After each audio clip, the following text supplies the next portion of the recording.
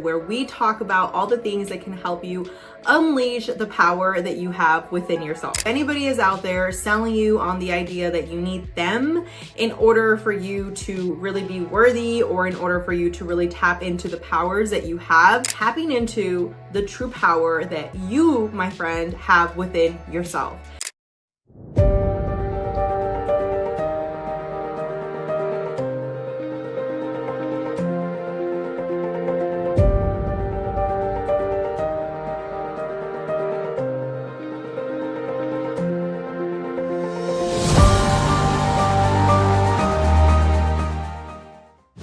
What's going on, guys? Thank you so much for tuning in to yet another episode here of Walking Manifestator, where we talk about all the things that can help you unleash the power that you have within yourself, okay?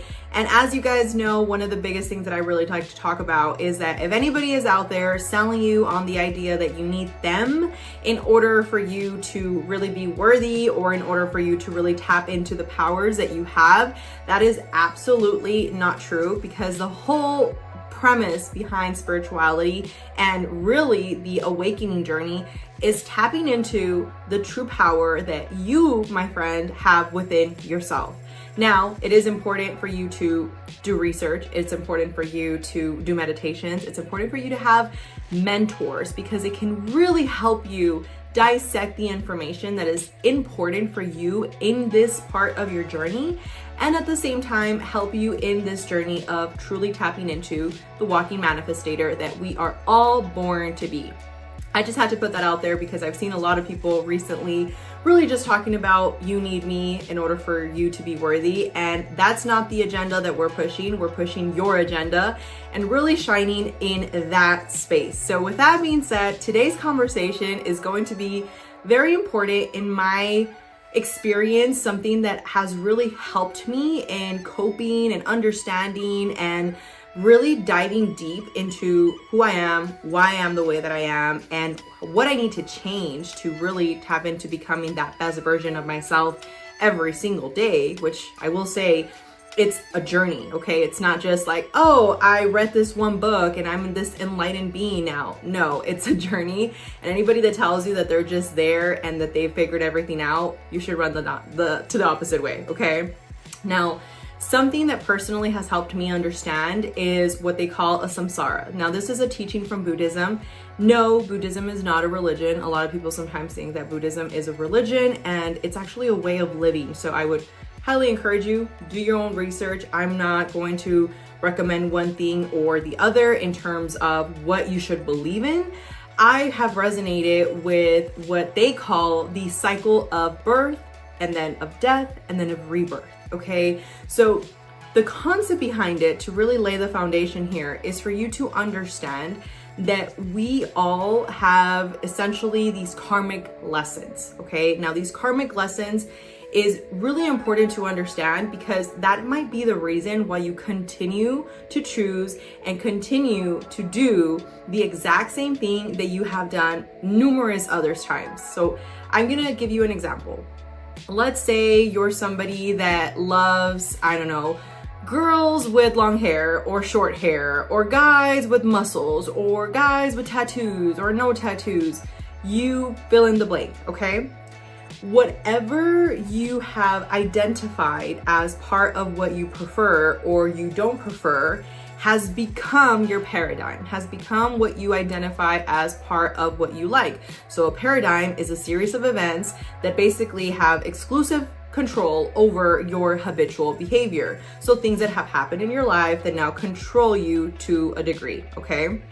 Now, the reason this actually is really important to understand when we're talking about karmic lessons is because most of us, when we are not conscious of the decisions that we're making, and I read something recently that really resonated with me.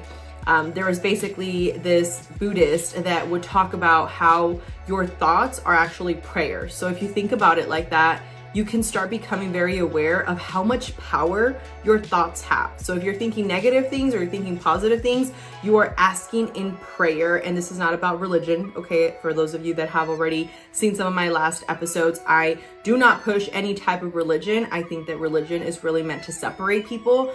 I think some people believe in the good of what it's supposed to symbolize, but they turn the other way when it comes to certain things. Like for instance, whatever religion, fill in the blank, but they talk about not judging others, and then they leave Sunday church and then they go and cuss out the person that cut them out or cut them off on the freeway, or they're talking bad about their neighbors or whatever the case might be. So that just doesn't really resonate with me when it comes to pushing a specific agenda with that. Now, what I think is important to understand when it comes to karmic lessons is that when we are in this unaware state and we're not aware of the power that our thoughts hold, we are essentially a zombie, right? We are an autopilot. We're choosing things based off our thoughts, our beliefs, and everything that we have conditioned ourselves to believe true. Now, why this is important is because sometimes we fall in love with a person that is not in alignment with what we are hoping to attract. So maybe you're this person that's like, oh my gosh, Alexa, like I really want to fall in love with this person that's just going to be like the love of my life. And I want to be in this holistic, way of living. And I really just want to become the best version of myself. Great. But then the weekend comes around, they go with the same friends that they have chosen to hang out with in the past. They go and do the same things that they have chosen to do in the past. And then they attract the same people that they have attracted in the past.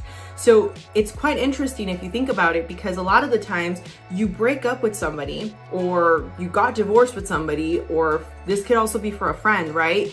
But you left somebody in the past for whatever reason. You guys didn't align anymore. And then because you didn't do the deep work, right? You didn't do the actual understanding of where could I have chosen better? Where could I have improved? You just put it on them, right? Like they were the worst. They treated me so horrible, Alexa. And you just don't understand. They just were not a good person. Okay, I'm not taking away from the fact that maybe that person wasn't at the same frequency that maybe they could have been at. But what we do want to take is accountability. And we want to take accountability for the fact that we chose that person. We chose that job. We chose that car. And even if you're like, no, I had to, this is part of where we want to really tap into becoming these aware beings and not playing the blame game. When we play the blame game, we are lowering our frequency. That is the most basic way to understand it. So when we talk about choosing this new person, right? And we didn't do this soul work on the last relationship that we had. We're literally grabbing our bags, putting them in the back of our bag, and we're basically taking all our baggage, all our garbage into the next situation. And then for one reason or another, go figure, there it goes, it happens again, and you're like, why does this always happen to me? Why do I always choose the wrong people? Why do people always leave? Why? And then of course, if any of this stuff is resonating with you, you know how that continues to spiral off. But the reality is that it's not about the fact that you actually chose the same person in terms of that, you're just choosing emotionally unavailable people, which that is part of it, but that's a whole other conversation. But it's also part of the frequency that you're carrying. If you are a person that is constantly surrounding yourself with negative Nancys, people that are not looking to grow and develop, people that are stuck in a certain mentality that they think that they know everything and there is nothing you can share with them, that's a very limiting little sphere that you're living in, right? So the moment that you go and do anything, all of the beliefs that they have, all of the beliefs that you have that you are constantly sharing with one another are going to play out in a different situation. It's going to be a different place. You're going to be wearing something different and it's going to be with a different person, but it's still going to play out exactly the same way. And this is why I think it's important to understand the karmic lessons, because if you can understand that you actually have the ability to stop repeating these patterns. These are opportunities for spiritual growth. They're opportunities that are really going to help you break free from the cycle that, quite frankly, we have put ourselves in, okay? That is the most accountability that you should take when it comes to Why am I constantly attracting this type of person? I mentioned to you guys before, how can you expect to love anybody if you don't love yourself? How can you expect to attract this like person that in your dreams is like, 10 out of 10, whether it's, from a physical, from an emotional, from a spiritual perspective, but in your boxes, they're 10 out of 10. But yet you haven't done the soul work internally on yourself, okay? And this is something that personally, like I said earlier, we're constantly working at. Like there's things that I believe today that I didn't believe yesterday. There's new things, and I'm not saying like you just flip-flop, but there's just new teachings, and you realize that I don't know everything. And there is something new that I can learn, and there is something new that I can incorporate into my life. And if you take that approach of what can I learn today, what can I give today versus what can I take today, the concept behind these karmic lessons is really going to start changing, because you're going to start looking inward at what can I change to not attract the same frequency that I have attracted. And for those of you that have heard me say it before, I love saying, your frequency is what you frequently see. Think about it. Like what you're frequently seeing, what you're frequently around. You can expect to be vibrating at this high and optimal state of mind and high performing frequency when you're constantly surrounded by things that are not conducive to your truest and highest self. Now, there is a book that I highly recommend you guys check out. This is the Tibetan Book of Death. It's by Buddhism Teachings, and it's really going to help you just unfold a little bit more. I'm somebody that personally, I like to take the concept of I know nothing. Like I know nothing so that I can continue to learn new things. And of course, there's things that resonate with you and are things that are not going to resonate with you. But when you have that approach versus I know everything, gosh, like you are going to be that much further ahead in your own spiritual growth than you can even think of, by just accountability of learning that you do have so much work that you can do, but not coming from a perspective of, wow, I'm not good enough, of actually, wow, there's so much that I can learn, and this is only gonna make me better. Now, the second point that I wanna make is the role of soul contracts.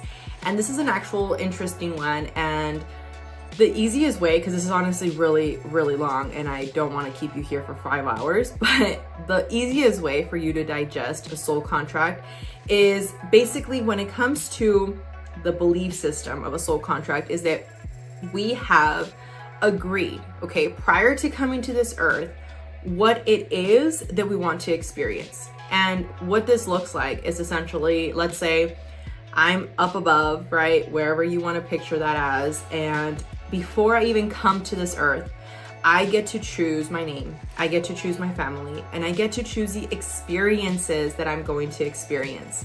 But when we come into this earth, we get hit with the dose of amnesia, and you don't remember anything. And some people really don't like believing in this because it takes away from blaming anybody else for what's happening to you. And it puts all of the blame, and I don't really like using the word blame, but all of the accountability on you. And that can be scary for some people because usually people want to find somebody to blame. They don't want to take accountability. Recently I was talking with my grandmother, and she said something that goes in alignment with what we're talking about right now, which is like when you're pointing the finger at somebody else, there's 3 that are pointing right back to you, right? And it's said this in the Bible, it's said this in teachings that you shouldn't be judging others. Like just worry about what you can improve within yourself. So the soul contracts really is something that to me is beautiful if you think about the fact that there's like a 1 in a million chance for you to actually be here. Like if you think about from like the scientific magnitude of this reality that we're in, the moment that you were in your mom's womb, like you fought with a bunch of other sperm cells to get to that womb. Like just think about that for a second. And when you understand that, then you go a little bit further to understand and just play around with the theory, right? Like you don't have to, again, take what resonates and leave what doesn't. But for me, it really resonated because it took away giving power to anybody else to believe that they are the ones at fault. You're the one that caused this in my life. You're the one that did this to me. You're the reason why I'm broken. You're the reason that whatever the case might be. it takes away all of that, and it takes you back to the real, like the driver's seat to say, I chose this life. And some people, the belief here is that they choose harder lives in order for them to spiritually grow that much faster. Because think about it. When you are in a situation that everything is just easy, like I've had situations like that in my life where things just seem very like calm. And although it's sometimes like refreshing, it's also not exhilarating in the sense of what new things am I learning.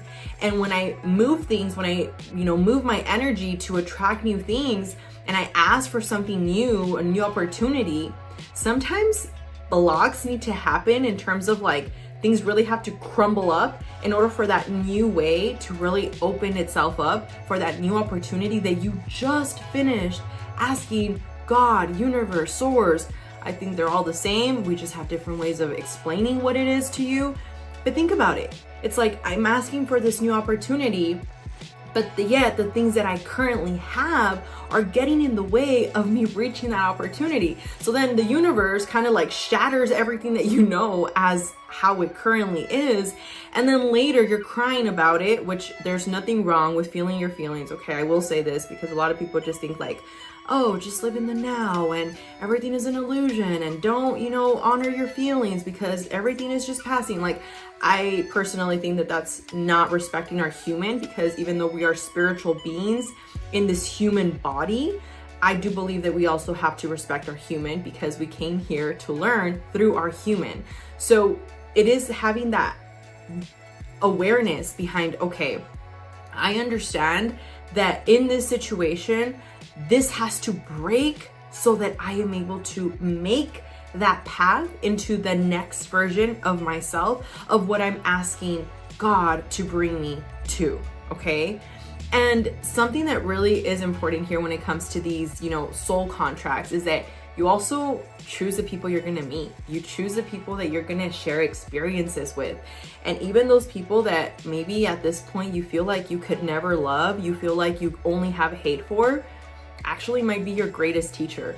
And I know that's very, very hard to swallow for some people. I know I was one of them. I hated the fact of believing that at one point, just having that victim mentality sometimes can be hard to break away from, because you are so used to just thinking everything is happening to me and therefore poor me, versus going into the driver's seat and saying, you know what, I don't need to forgive you. I just need to understand you. And I just need to understand that this experience was meant for my truest and highest self, if I choose to allow it to be. And it ties back into these karmic lessons, because if you can understand the soul work and you can understand the karmic work, you can understand that both of them need to exist for one another. You need to understand that that karmic lesson was there, that you chose by your soul contract being here in order for you to really expand your consciousness and become the overall best version that you can be.